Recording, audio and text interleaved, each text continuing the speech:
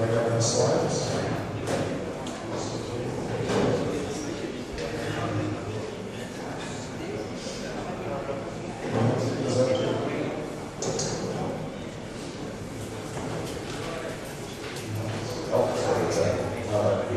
So, good morning, everybody. Okay. So, what we found out yesterday is that I learned that I have 3 sessions today. Yeah. But I only prepared 2. So, what we do is we're going to overlap it in the middle. Yeah. So, I'm going to merge a little bit into different sessions into just one presentation. So, we go through that. And you will see that I try to cover all the different topics, okay? So what is the idea for today? I think everybody knows obviously what Industry 4.0 is, we've talked about that, the technologies and so on.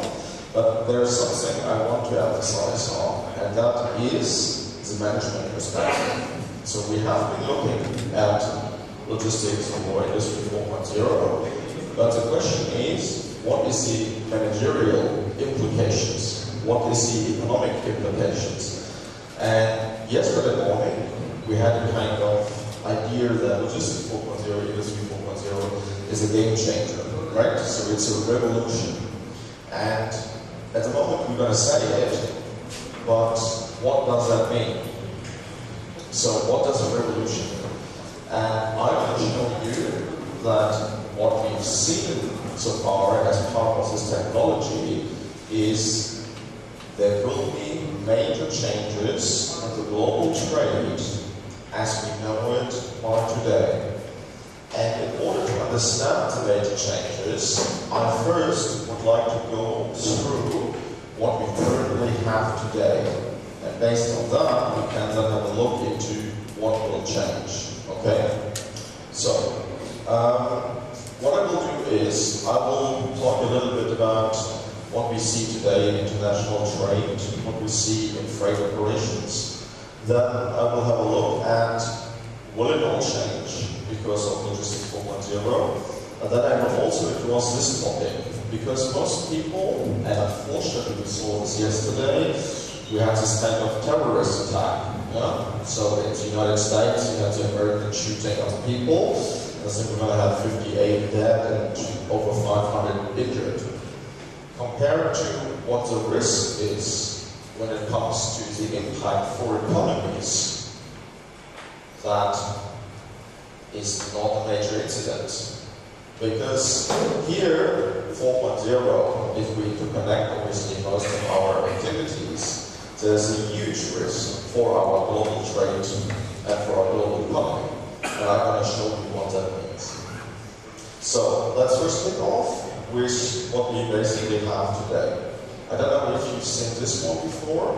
Did it come up with this kind of a soccer ball? Have you seen that? Did you show that?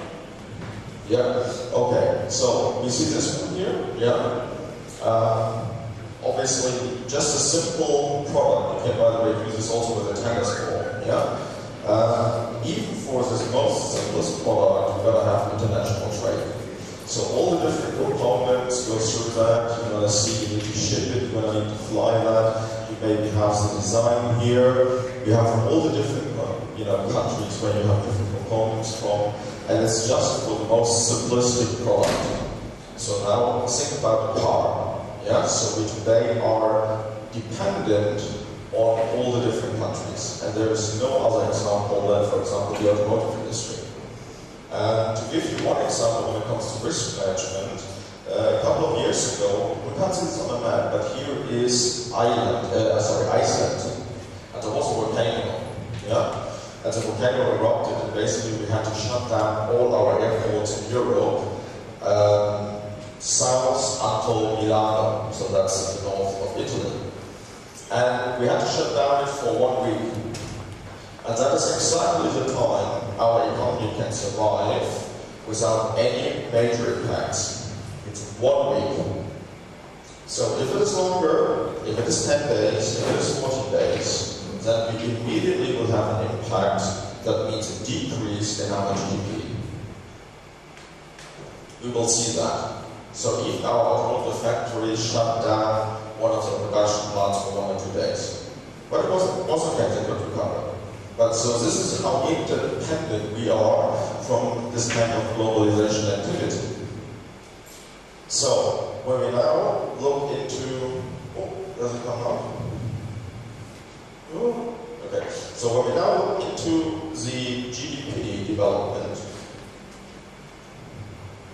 number one, it is kind of forecasted, so you see the International Monetary Fund, there is, all the lines basically are going up. The one that is a little bit not so steep is Japan. But at the end of the day, all the other countries are basically forecasted to increase their gross domestic product. On the other hand, also what we see is we're going to have some ditches here when it comes to growth. So it means there is some, world GDP growth forecast until 2020.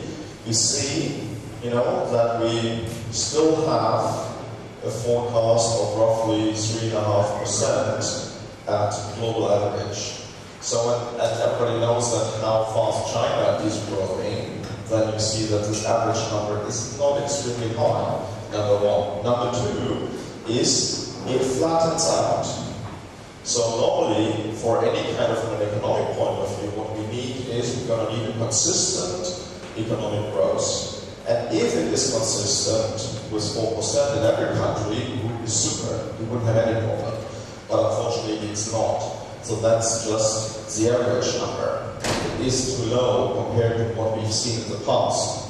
So we come from this end here, yeah? So we had much higher growth on a global scale, and then we had the crisis here, so it went down. Then we thought about recovering, and then it's not. And then we see now, we are at quite low levels at the moment. And that is an indicator, obviously, that our economies are struggling. And the question is, what is the reason for that? Why is our economies basically struggling? Why are we struggling? Any comments on that? Why do we have problems? Any ideas? Why do we have this kind of growth level? Something must change. Well, we do have at the moment some ideas on going back to borders. We have this nationalism scheme. You see, Mr. Trump said, NAFTA, okay, I like it, but I want to renegotiate. You see, the British said, we want to be part of the European Union, but we want to be independent. You see, Spain, some parts of Spain, we want to be independent. So at the moment, this kind of idea that globalization benefits everybody is a little bit flattening out. People begin to kind of question that. Objectively, from an economic point of view, it's no reason to question it because globalization benefited many people. And it is better than kind of national borders, nationalism at all. You can obviously have a debate on that, but we see this here that people begin to be more skeptical. But there's something else that is obviously related now to our topic. Because the question is, how is Industry 4.0 impacting our economies? And so the question is it helping and supporting growth of GDPs? Or does it harm to GDPs?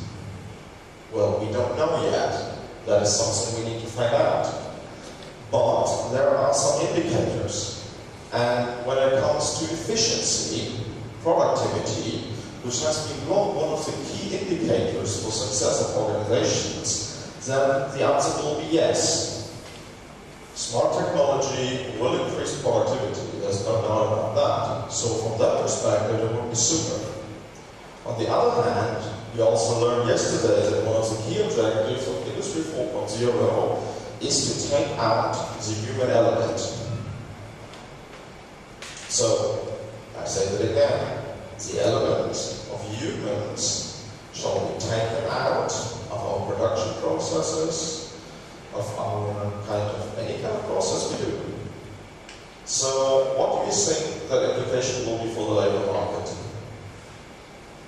Not so good. So when it comes now for domestic demand for products, obviously we will struggle because unemployment rates might go up. And so if unemployment rates go up, how do we expect an increase in GDP if we don't have increasing disposable incomes to purchase our products?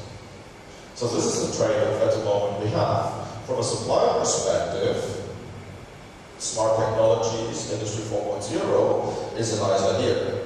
At the same time, we're going to make people redundant, so we're going to fire them because we replace them with smart technologies. So on the demand side, we will struggle. So there will be fewer and fewer people that will be employed and that will generate income to increase demand, and so that we have domestic demand. So this is a trade-off, and this is already something we see here.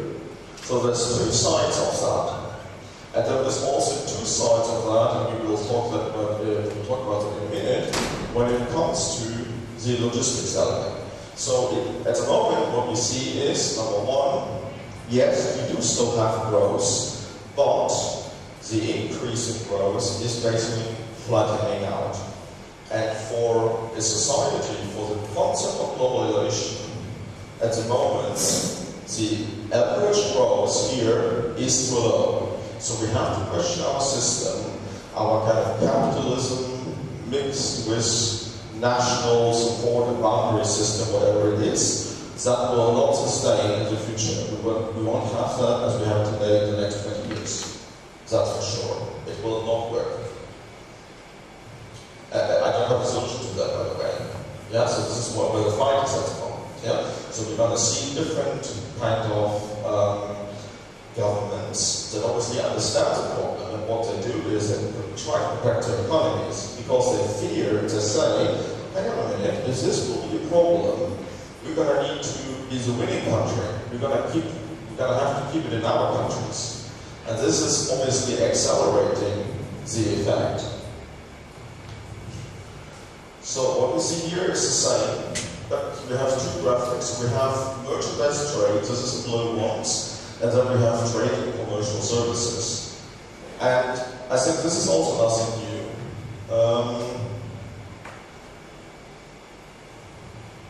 Because what we see here is that when it comes to services, it's much more stable. Yeah? So we have so many organizations today that say, and that they sometimes even have companies that split up and go into service business rather than the merchandise and production business. And one nice example for that is HP. Yeah? So HP has been famous for, the hardware for the printers and so on, and they now split up into two different organizations. One still would be the hardware, but this is not the future. Instead, also look into the service division and say, well, this is where we're going to make our money in the future. Aha. So, as a business person, you were interested basically in this one. You were interested in consistency. On the other hand, what you can also see is that production is still required. So when you look into the United Kingdom, which has been transforming into a very much service-oriented economy, they struggle and they do not benefit when it comes to increasing GDP based on production, because they do not have a lot of production. There is a few products which the UK is known for. We have a lot of services that the UK is known for, but not when it comes to products, because they were focusing rather on this one. And we have to talk about the production a little bit later. So this one here is one of the most important charts for today, because this will change. So what you see here is past and present, and what you see here is not the future. That will disappear, that will go indefinitely. So what we see here, and this is one of the most critical bits that has the most implications. So smart technology, Industry 4.0 will have the biggest impact on China amongst all countries here. So we will talk about that in a second. So we have China that has long been known for the factory of the world. And I think that's not very surprising, right? So that's where we're going to go if we want to produce cheap. Then we have this one here, United Arab Emirates, hub of the world. So it has a strategic or geographical location where you can combine, the different east and western bits of the world. This is also what is reflected in trade operations, because I don't know if you're familiar with that, but we have Dubai here, which is one of the global sea air hubs. So what we do is we're going to ship the goods from the Far East to Dubai, and then we're going to change and split that into a more kind of flexible, agile transportation modes such as airfreight. So we have those two countries. Well, they are most likely to be remaining, because obviously when it comes to the resources of the world, it's sometimes difficult to replace that. Yeah, so we can't move that. Except for, we have gas here, we're going to have a lot of resources here. By the way, China is also significant when it comes to resources. At the moment, China supplies 90% of the highly, how do you say that, of all the metal that is in electronics. Yeah, so we're going to have high value, different types of metals, and every electronic piece of equipment needs this kind of component. Without you can't have it. So actually, the IT guys should possibly know about that better than I do. So China also supplies the kind of metal stuff. So this won't change. What we see here is Eastern Europe, factory of Europe, that has already changed. That time has gone. So when we had the extension of Eastern Europe, opening of the markets, there were so many organizations that went into Eastern Europe. And obviously the reason is cheap labor, straightforward, very simple. That has gone. That you don't see many organizations moving into Eastern Europe because just of labor costs. So we have kind of, the advantage is not that large. So today, what is important is this one that we need to talk about. This one also will change because it has an impact on freight, I will talk about that. And then the question is, this one, India, IT services factory of the world. I think it's still true. In logistics, we see that. The concept of what is applied here is in logistics, we call that shared service centers. I don't know how you do that here or how that is done in other countries. But for most logistics operators, what you do is you're going to have so-called shared services. That means issuing the transport bill of lading, doing the invoicing stuff. There's a lot of back office activity that has been outsourced to India from an operational point of view. So I'm confident that there is some specific knowledge in that country that we make use of. And obviously this will be then highly important when we talk about the Industry 4.0 competencies at operational levels, at least. So they may even, take it on and lead. So this is, at the moment, what our kind of cliches are in the world, what our ideas and how we sometimes see our world. And it's not only what we see in our world, but to be honest, it's how our global trade functions. And that will change, and I show you in a second. What is the major reason for globalization? Cost reduction. Simple. There's no other, well, there's plenty of reasons why to do that, but it's a major reason, it's cost reduction. And sometimes it works, and sometimes it doesn't. So where it works nicely is for the finance sector, because they are smart, there's so many loopholes, where you can outsource to avoid taxes. So I said Google pays 0.3% taxes in Europe at the moment. So that is basically nil, nothing, zero. Has to do with loopholes, nothing else.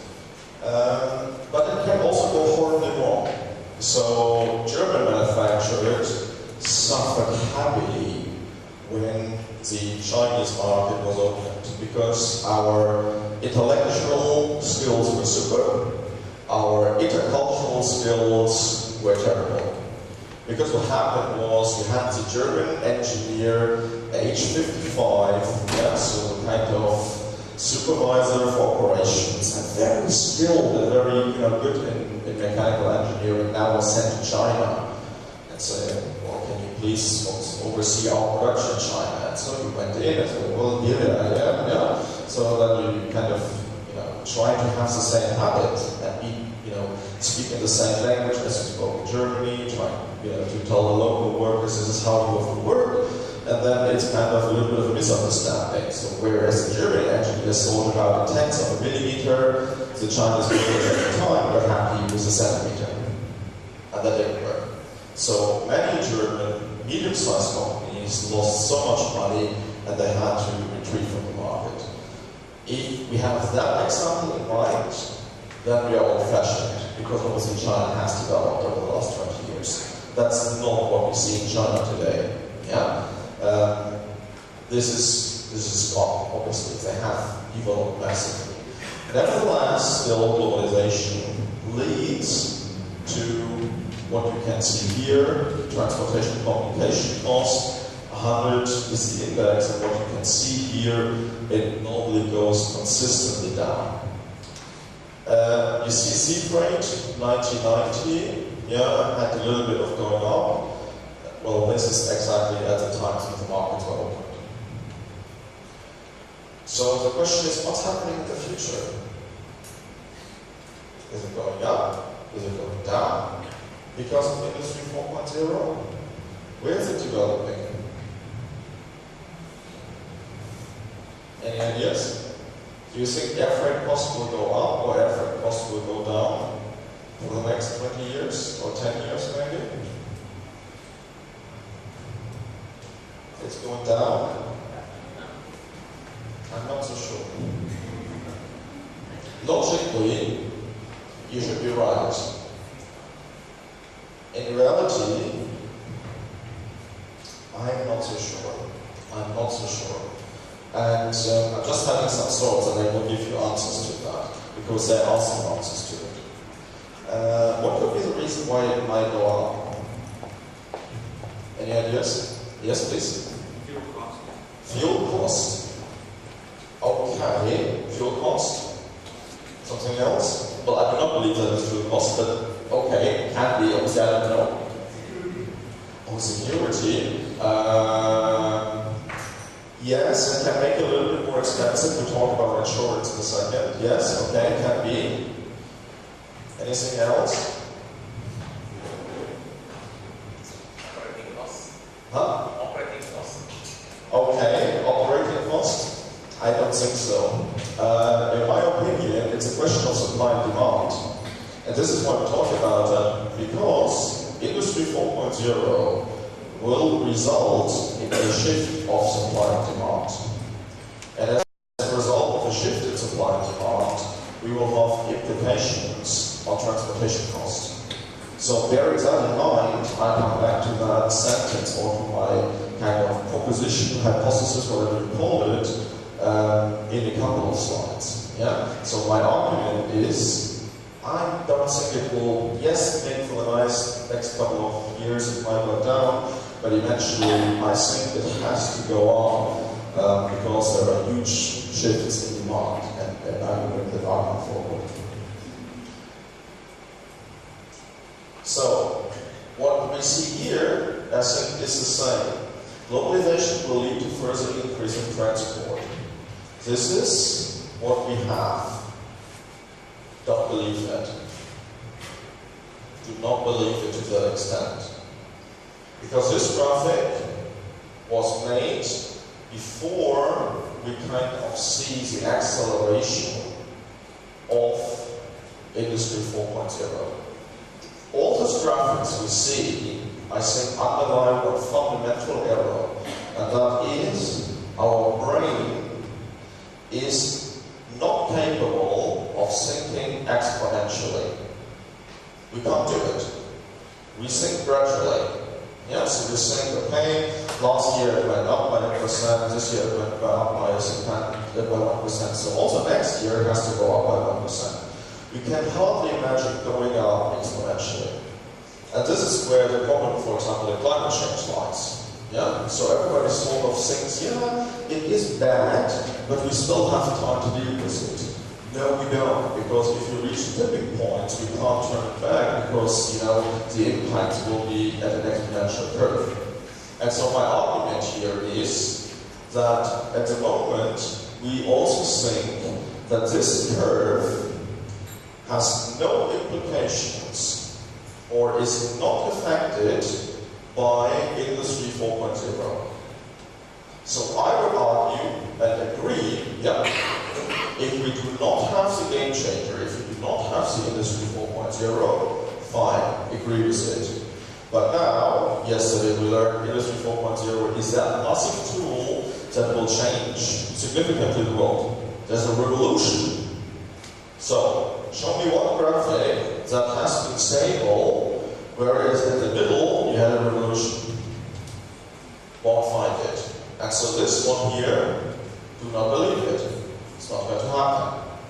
Because we have not kind of integrated the kind of activity of Logistics 4.0 or Industry 4.0. So we have this one here. I think this is what Joseph showed already. This is what is highly difficult here now for logistics companies. And you will see that the challenge is, and I will reflect back to some slides we had yesterday, it appears to be easy. The challenge, however, today is that logistics service providers need to undergo a transformation from transportation to integrated services, and now they need to integrate 4.0. And that is difficult. And the reason for that is, think about Tesla. And think about the German car manufacturers when it comes to electric cars. At the moment, we have criticism. There's a lot of criticism for German car manufacturers. They say, you are behind the electric game. You're behind. Where's your electric cars? A little bit of a plug-in, that's not electric. Tesla, yeah, that's the one. That's really 100% electricity. They build their own battery manufacturing. This is a lot of capital. They are the ones. Well, really? Tesla could be the stupidest company on the earth. We will find out. And the reason for that is, it has to do with production principles. So, at the moment, Tesla decided we want to do electric cars, we want to manufacture them. And for that reason, we're going to construct our own battery factory, invest $1 billion. German car manufacturers said, we don't do that. We do the production principle, make to print. We do have the competencies for battery production. We develop it internally, but we outsource the manufacturing to suppliers. That's exactly what Apple does. Apple does the design, Apple does the research, and then outsources manufacturing to Foxconn. And that's exactly what the German manufacturers want to do. And the reason for that is, number one, it's capital intensive if you want to do the battery production. And second, exponential thinking. What about if the technology develops so quick that you basically need different types of suppliers that can cope with the speed of how quickly the battery production kind of speeds up? Today, just to understand that, preparation cycles for a new car is over a year. It's 12 to, let's say, roughly 18 months. So whenever you go into a production facility, you always see one line that is building the cars, and then you're going to see one assembly line that is undergoing kind of reconfigurations because they need to prepare for the next model coming up, because technology has advanced. This cycle is shortening. And so Tesla is undergoing a huge bet, hoping that they can do that with a short reconfiguration of their factory and do production cost efficiently. German car manufacturers say, no, we don't believe that. We're going to do the development internally, but we outsource production because we can react quicker. Number one. Number two, we have to think about the business model. Tesla doesn't have any operations at the moment. They didn't have any model. They went to the market, to the capital market, and said, give me money, I do have an idea, and I wanted to bet. I want to bet on the electricity vehicle market. So it's risk capital that we see in Tesla. Now, if you're BMW, you can't just easily say, I'm going to take a lot of money and also go a bet.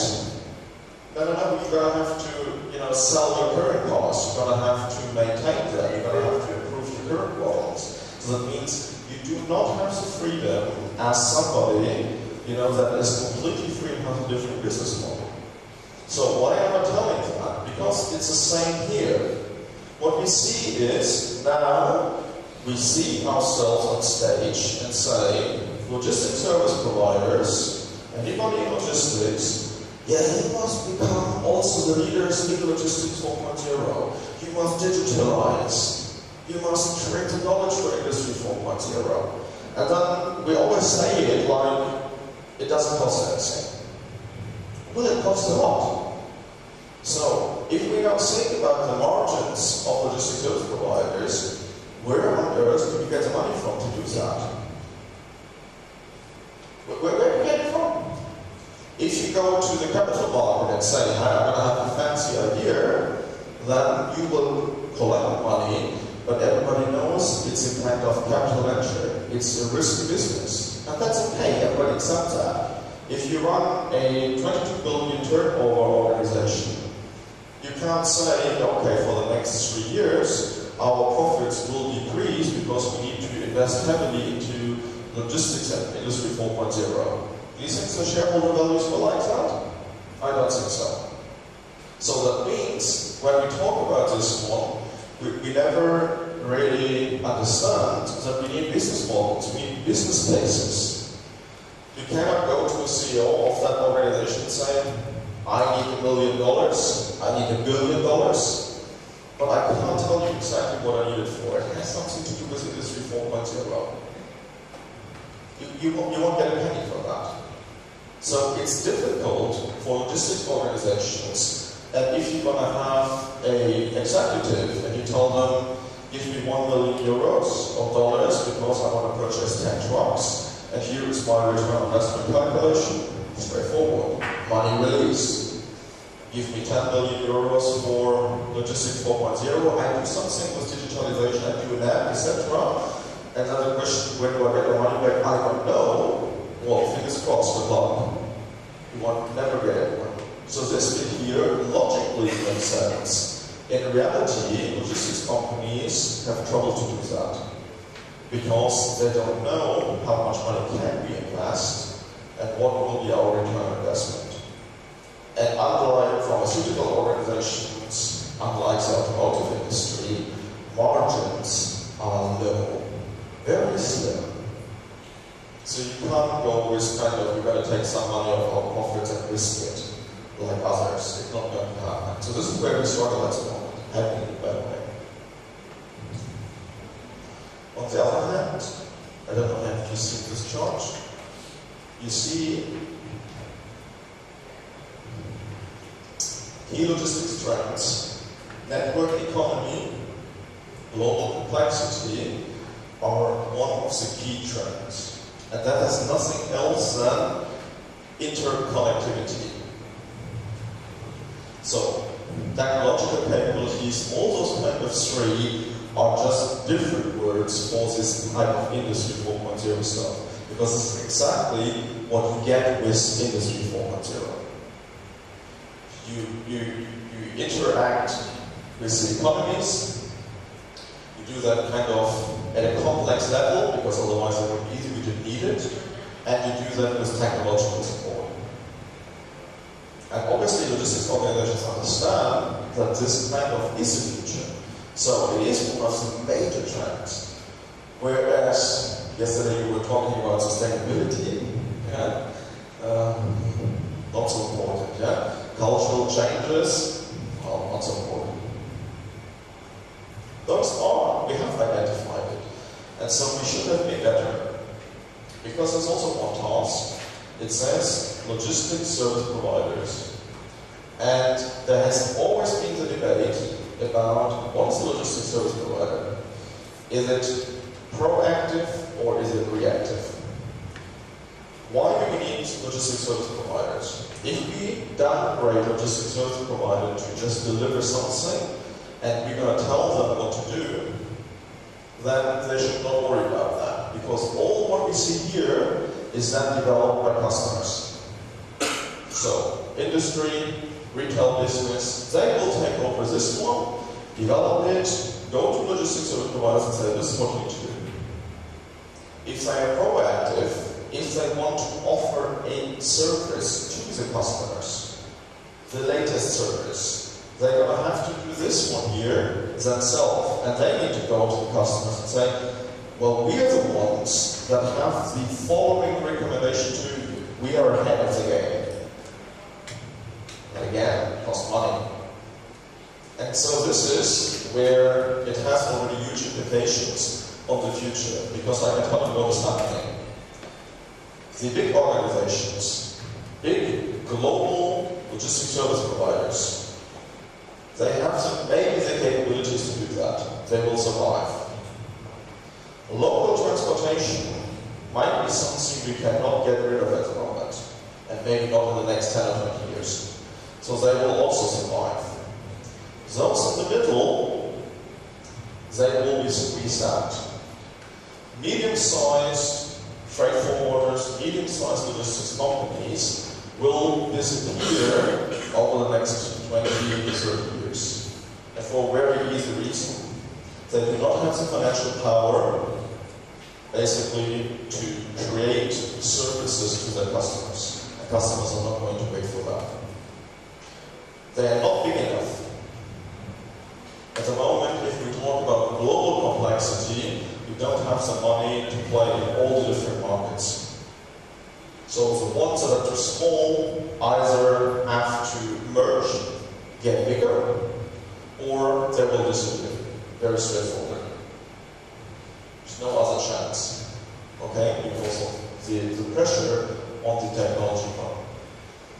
So this chart I think we have seen before. And today there are chances as well as risks, as I said before.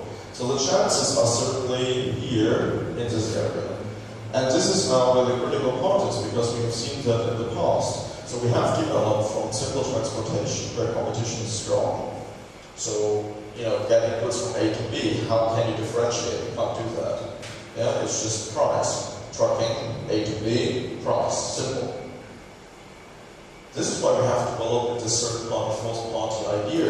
So we're going to add additional value services in which we can differentiate from our competitors and make higher money. So the question now is, if this shall maintain, then what is the next differentiation you can offer to your customers? It has to be industry/logistics 4.0. If you abandon this one here, there's no reason to sustain as a third party or fourth party logistics organization. You will also disappear. Simple as that. If you can't offer the latest technology, if you can't offer the latest knowledge, if you can't offer the latest services, why should you call yourself a third party logistics organization? The question is where do you get your money from? Yes, sir. All right, okay, fair question. Well, let's start with what is a 3PL? And how's your definition of a third party logistics?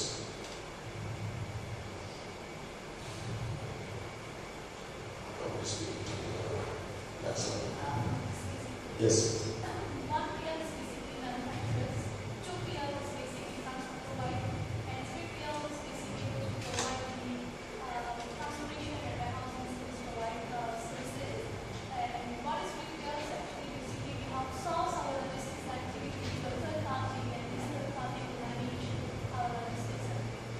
And what is fourth party? Fourth party is basically the SCM guys who actually manage the overall supply chain process.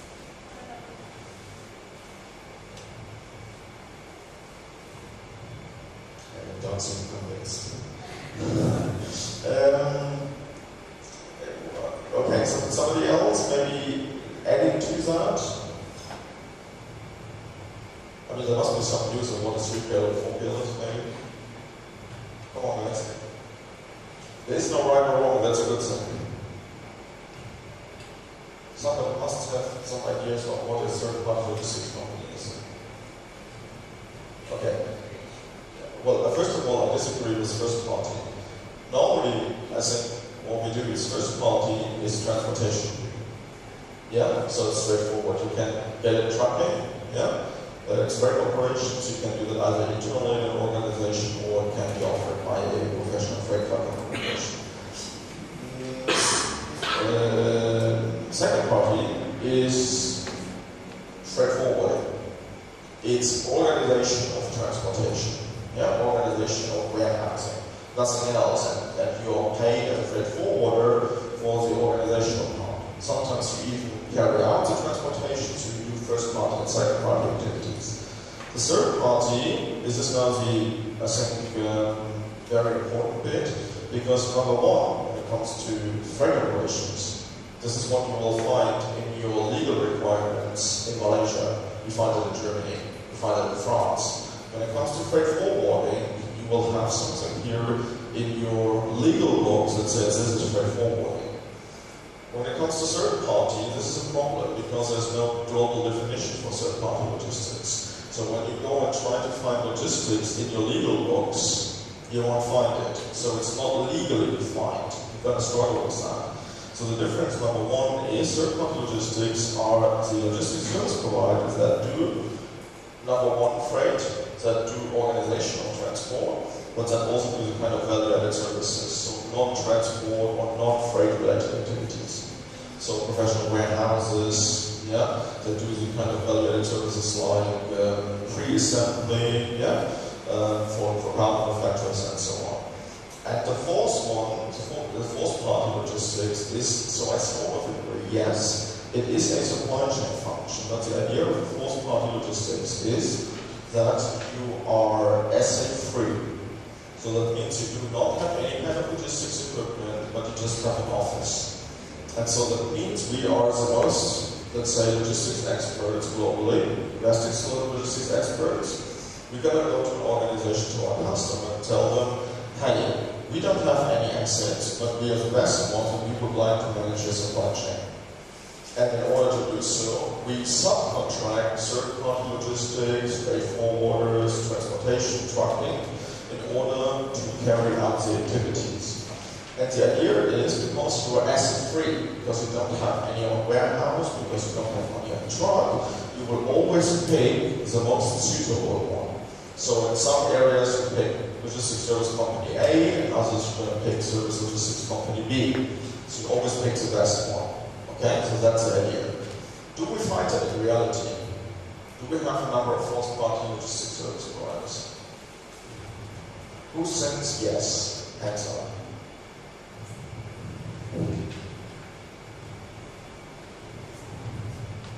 I do not. I do not. And I give you proof of that. If you Google fourth-party logistics, you're going to find a number of organizations. They're all fake. They're all fake. And I give you proof of that.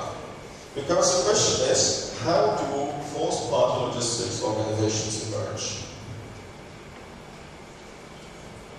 How does that come up? I'll give you an example. We are the best logisticians here in the room. And now we go to Mercedes-Benz and tell them, dear Mercedes-Benz, we are very confident that we can cut your logistics and supply chain costs by 20%. You do it because we're the best. So, we get an appointment, yes, they will hear to us. What is the first question they will ask? What is the first question students will ask in my example? We promise them to cut it by 20%, we get an invite, we go, we have the meeting. Question number one by Mercedes-Benz is what?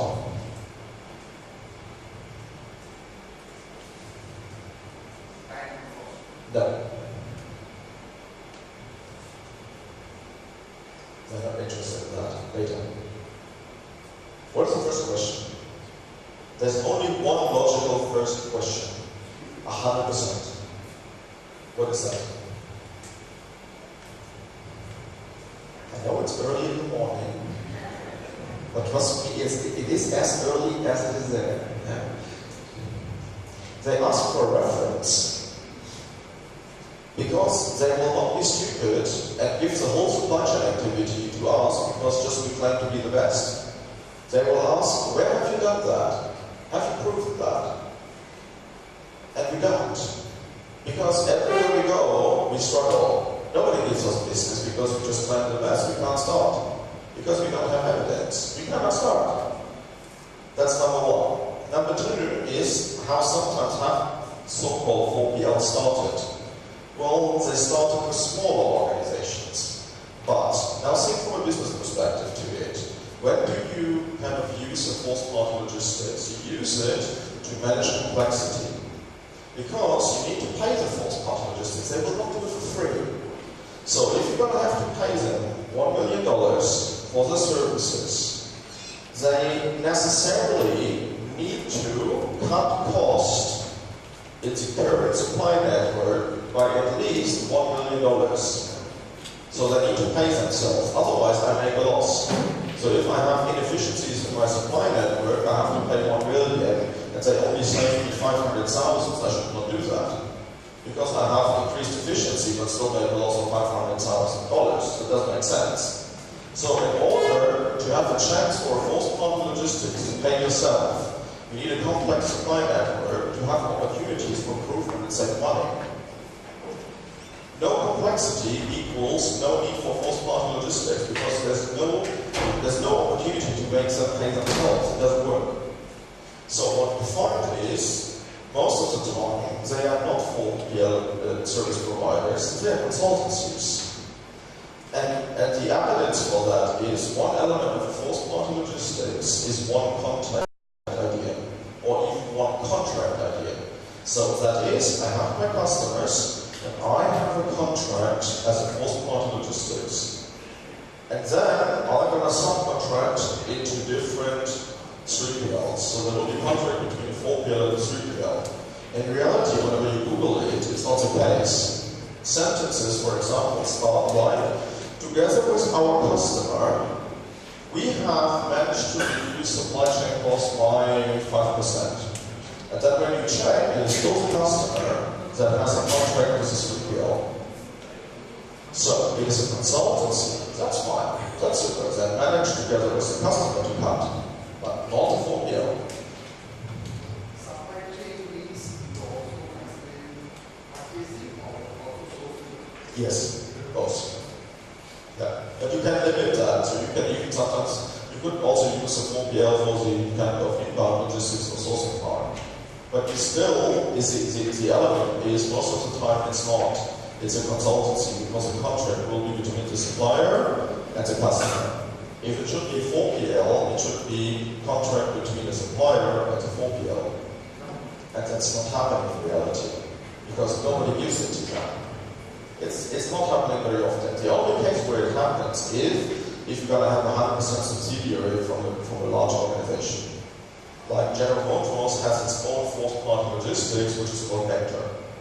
So they do exactly what I just described. They have one contract with General Motors, knows the knowledge, has the IT competences, and then subcontract to third-party logistics. And the reason why General Motors wants to have it outsourced in a legal entity is you don't want to have your logistics cost in your balance sheet. Simple as that. How do you define this? One time, also now, because each handle in this factory,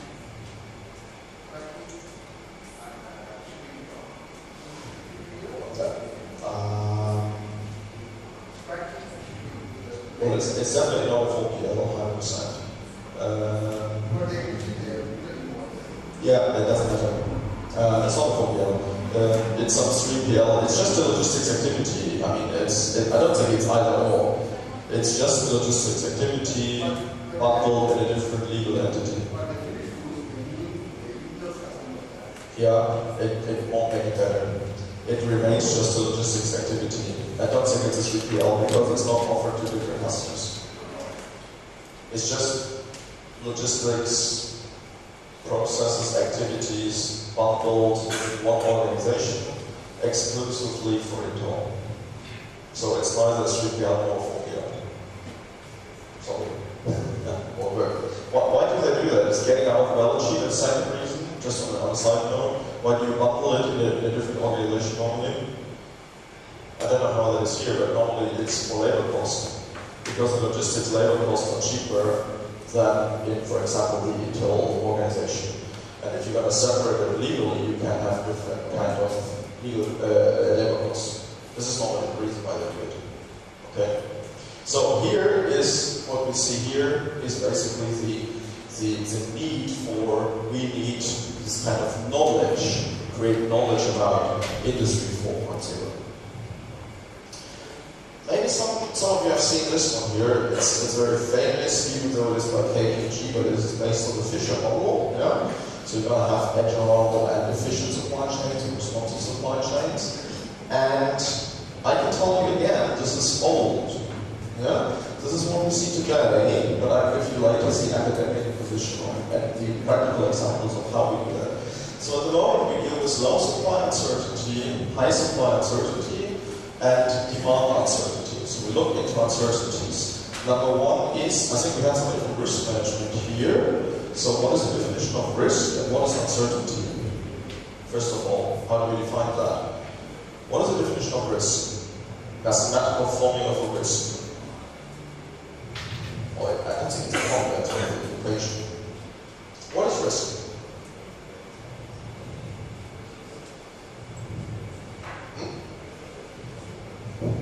What is risk?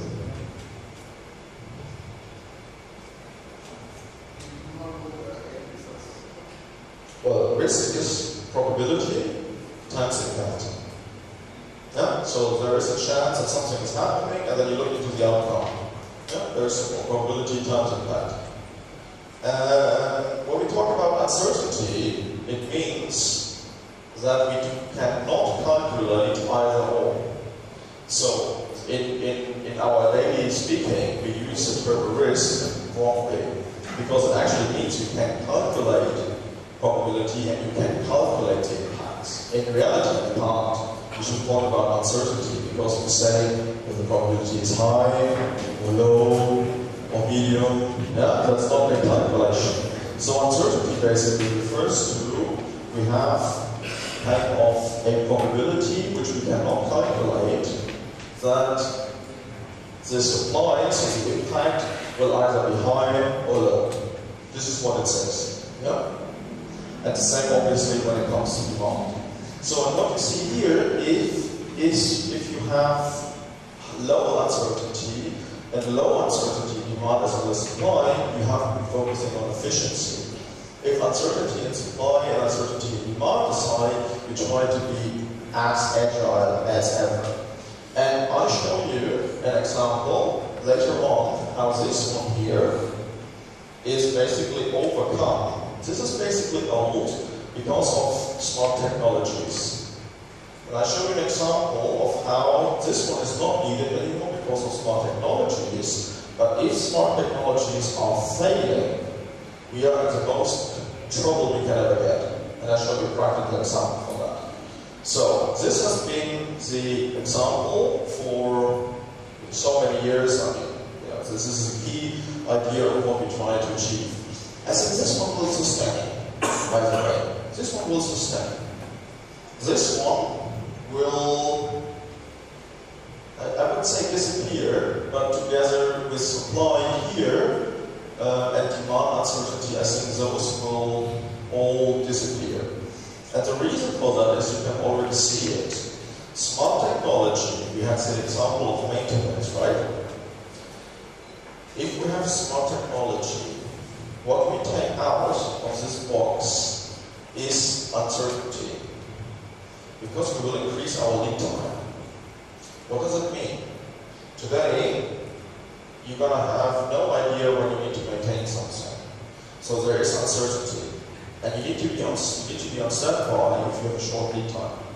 You need to be very decentralized. If, however, you're going to have smart technology that tells you, I know that some of my parts of machinery will fail in 3 days' time.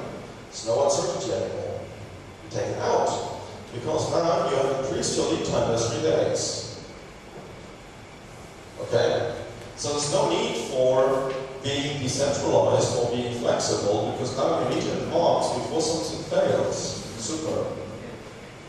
This is where smart technology now helps you to get rid of those, because this is highly expensive, and to focus more on this one, because smart technology leads to low uncertainties. And this is what I want from a business perspective. This again increases efficiency, because my input factor cost decreases, and therefore efficiency, productivity will go up. Super. So this is what we have been dealing today. And this is what will most likely disappear in the future. Simple. I hope the argument is clear, yeah? So smart technology will increase lead time and therefore decrease uncertainty. So, this one here is now where we get to trying to get together the different arguments. The topic is shifting of markets and supply of markets. So the example is that we see BMW. And you see that BMW has a number of production facilities, yeah? And we have in Germany the Volkswagen Group, yeah? So most people know that, yeah? So they have over 100 factories internationally, over 100. And so it's quite large. And now you need to combine this chart with this one. Oh, sorry. Because what we see here is, you have to read the following way. This is the car produced over the years by BMW. And as part of this one, we have the red line here, which is the BMW cars produced by BMW Germany. So, and now you look into the ratios. In the year of 2000, BMW as a whole group produced 834,000 cars. Out of that 834,000 cars, 709,000 were produced in Germany. So that makes it roughly 85%. Just within 30 years, the total number of cars produced by the BMW group increased to 2 million, so they doubled it more. Or they increased it by more than 2 times. But they only slightly increased the produced cars in Germany. So that means out of the 2 million, only a little bit more than 50% is now produced in Germany. And so this is what you find with every organization. What we see is a decentralization into production. Find that with every single manufacturer. So this one here is the example for Daimler. It's basically the same. Yeah? You see here 9 to 1 point. Yeah? That has hardly changed. Where obviously here the gap is significantly increasing. So we decentralize our production. Why do we do that? What is the reason for that?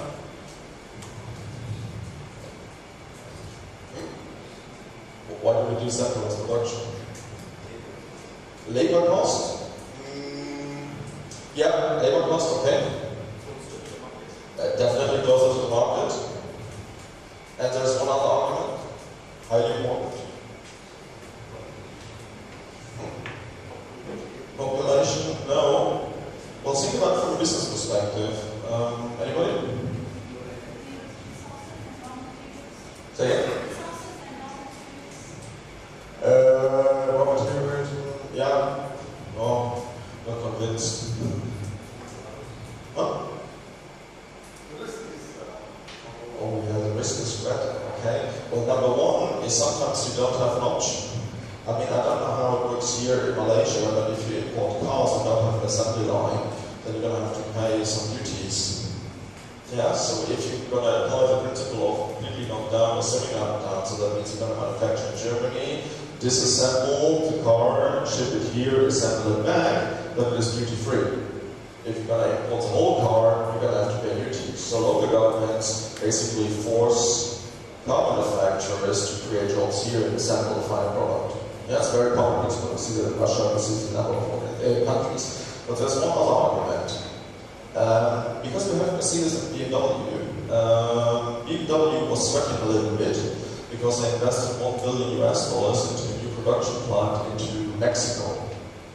Yeah? Why did they go to Mexico? Because of cheap labor. And why did they go to Mexico? What was the reason for that? Why did they go to Brazil? Because it would have been cheaper? Well, it's because of NAFTA. Yeah? So the North American Free Trade Agreement is that they can produce in Mexico and still export to the United States without any duties. That's the idea. So if it is cheaper to go to New Mexico or to Mexico, why is Mercedes not doing it? Because Mercedes produces in the United States. Are they stupid? And that comes now, the solution is also the solution to my question of why you decentralize. So what is the reason why Mercedes produces in BMW, by the way, also produces in the US? It has to do with currency. Currency. So you sell in US dollars and you produce in US dollars. This is where you don't have any kind of currency fluctuations. This is the idea. Yeah. And ThyssenKrupp, by the way, invested and lost a couple of $1 billion in Brazil for one of their power plants, and a huge portion was because of currency fluctuations. Yeah, that did secure against that properly. So we do have this decentralization, and this is now a result of that.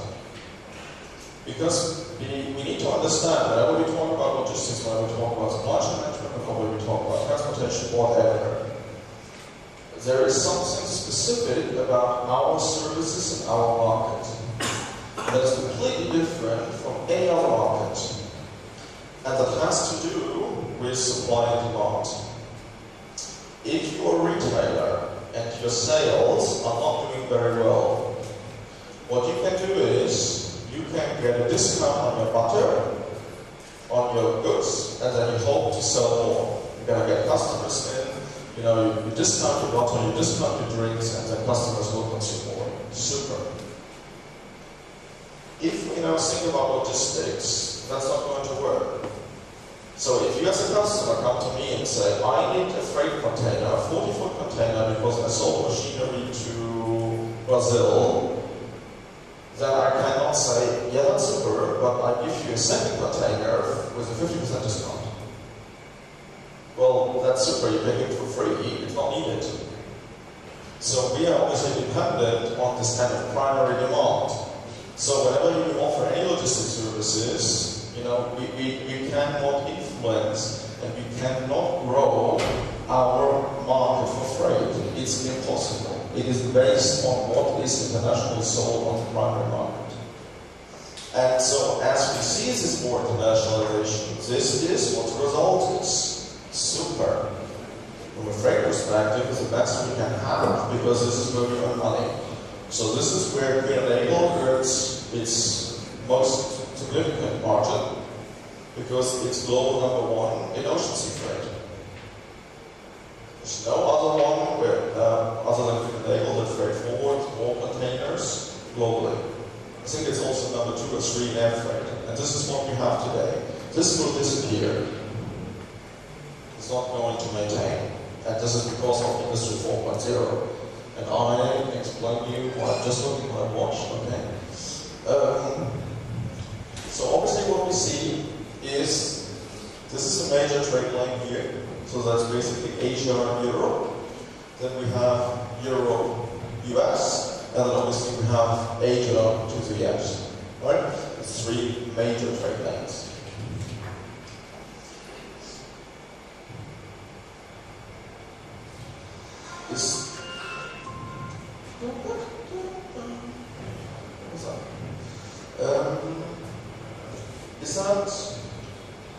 Does anybody know what kind of trouble we had recently at the sea freight market?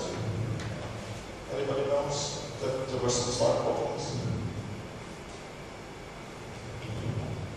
Well, we had a huge bankruptcy of Hanjin, one carrier, and so as a result of that, we had some issues with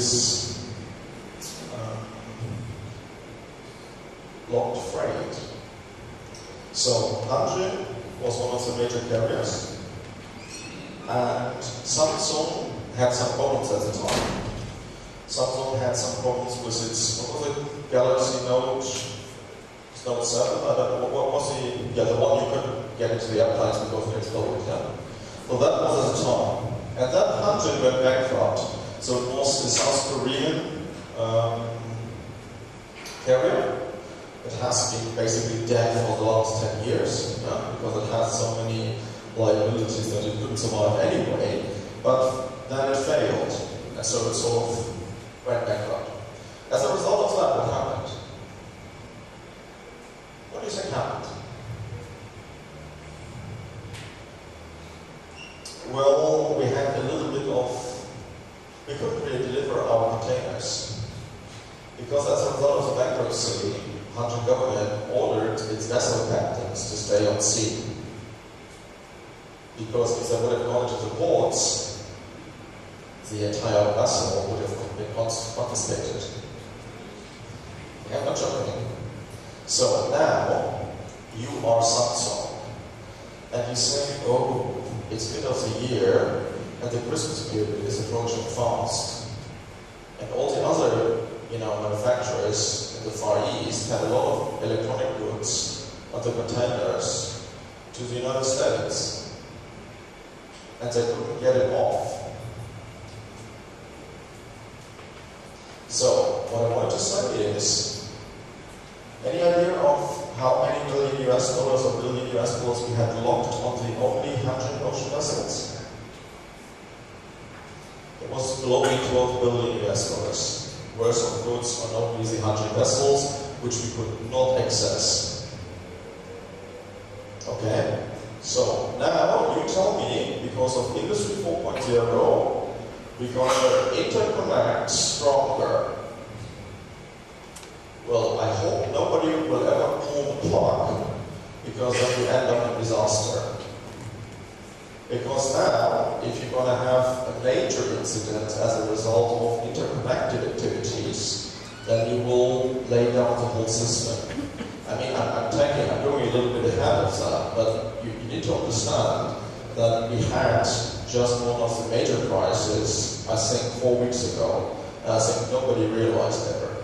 It was a cyber attack on Maersk. Maersk is global #1 carrier. And they didn't know where the containers were.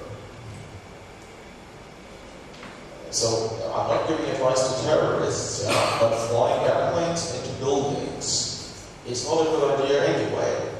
But, sending a cyber attack to Maersk will give the greater damage to economies. It will shut us down. If it is successful, we are done. You can't solve that. It's off. It's gone. Maersk still has containers in some ports that don't have any clue what's inside and to whom it belongs. They don't know. They can't figure it out. Because the system is not functioning properly. And that was, this kind of cyber attack maybe was successful 8%, I don't know, 5%. So they could recover. So if we are talking about, Internet of Things, if we talk about interconnected devices where everybody is connected to everybody, and we're going to infect one device and that spreads out, we are done. We are done, okay? And Hanjin is not even, 10% of the size of Maersk, and we have already 12 billion US dollars locked. So if you attack Maersk, if you attack the 7 number NFC, then we're done. That's it. Yeah, we can shut down our economies. One word. So, but I'm going to end with this picture. No, I end now. Shall we have a break? 10:45? Okay. I promise I'll come back to the logistics and industry 4.0 stuff, but we need to understand this more first.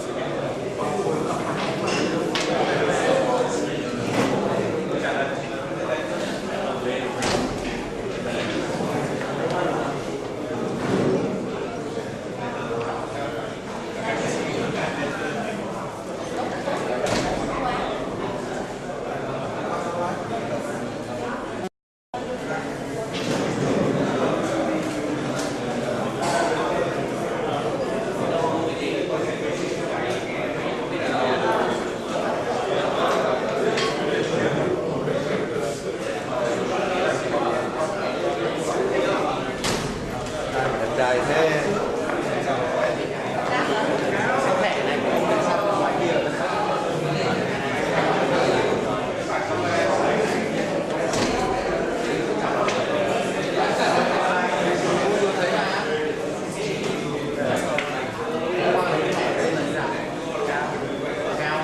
Đây là trọng, nó làm hai cái.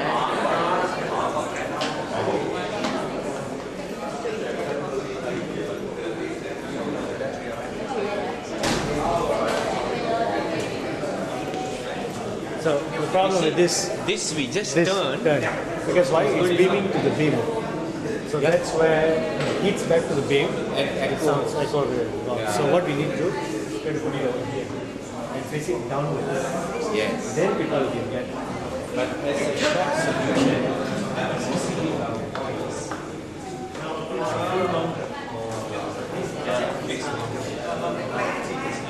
So what did you do?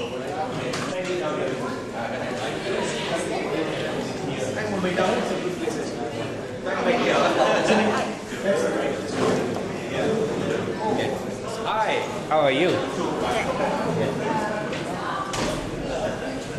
Chain for sensor for informatic. Ah, Yeah, and you perform to change the yes. So in the afternoon, I will be sitting down with him.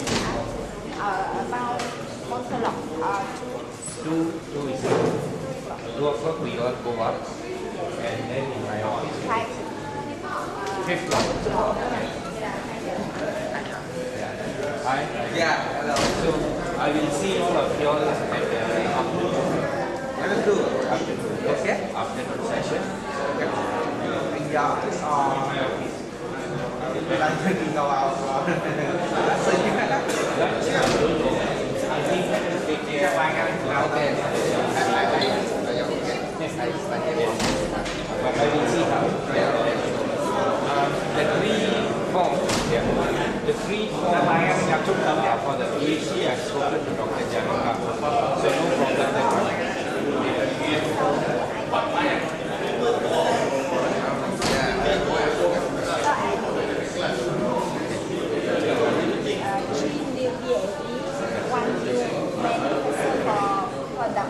Okay, so now I don't know if you know that I'm not full time with the university anymore. So who is the supervisor? How long full time? I'm not with the university. This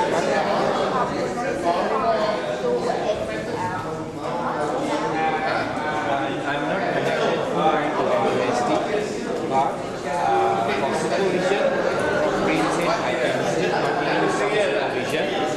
But some of these accounts will be passed to other professors. I don't know how the new candidates come, whether the university will give to me or to someone else. I don't know how that works.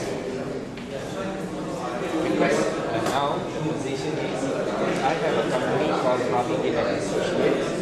So I'm like an academic partner of the university, not working for a university, partner with the university, different.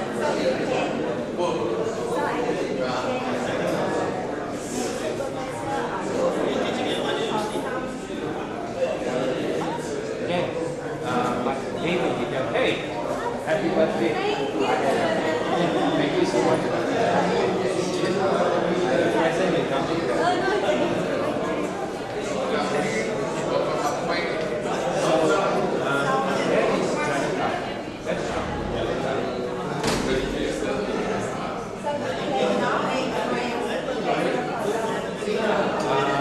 The menu for whom I'm supervisor and for whom I'm not. Shall we go to check before and see?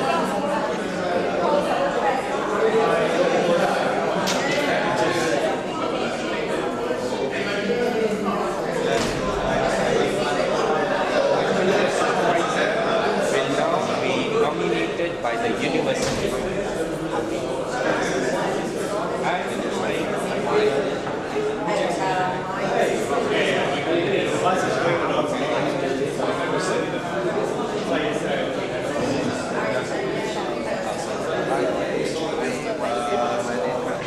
Thank you very much.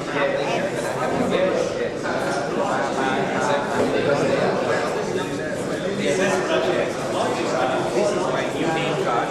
This is my new name card. Actually, I'm president now. So this is still council member, but I'm already president. So temporary is this. Later I give you my company. So now I'm freelance. I can go anywhere in the world.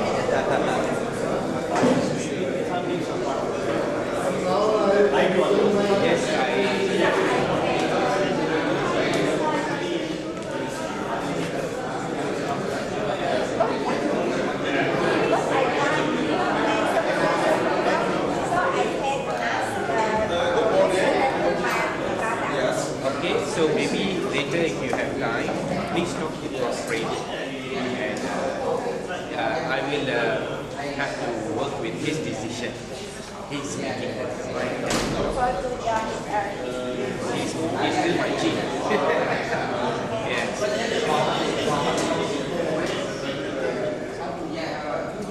So, that's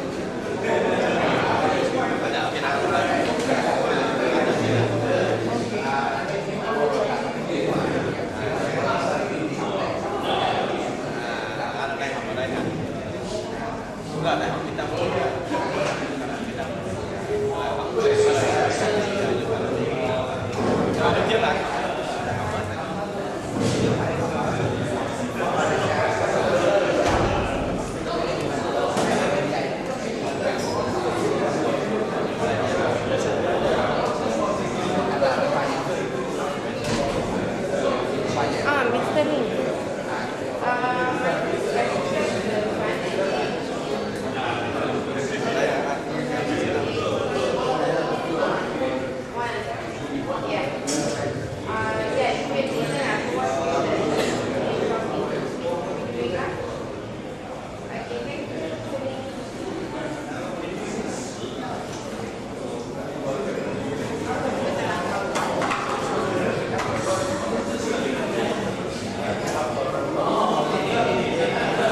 Đi dạy thì vẫn làm thêm cái này.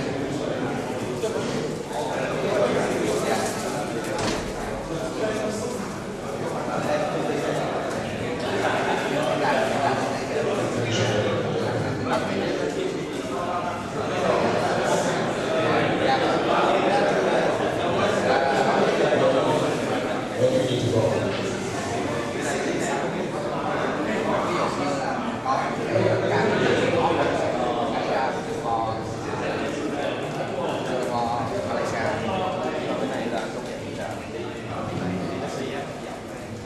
Công nghiệp phụ trợ đó. SME của nó. Hi everyone, now we shall begin with topic Ở Việt Nam 5, thì Việt Nam này which is Industry 4.0 Convergence of Information and Supply Chain. Can everyone please be seated? rồi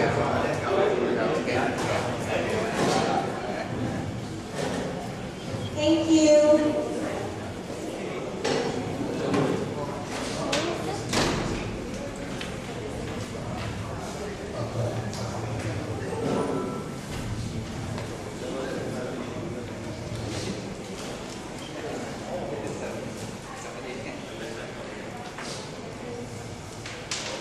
So I hope you enjoyed your coffee break. Yeah?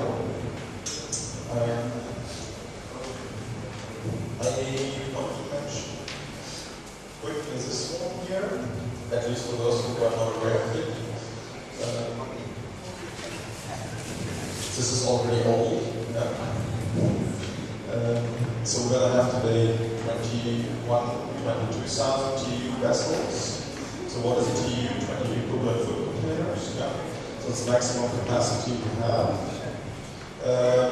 What does Panamax or those Panamax mean? Well, it obviously has to do with Panama Channel. Yeah? So whether you are a Panamax vessel or you sort of make it, those Panamax means you don't make it through the channel. Yeah?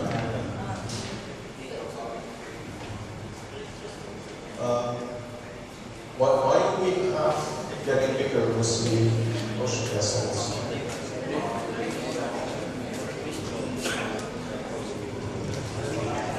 So we're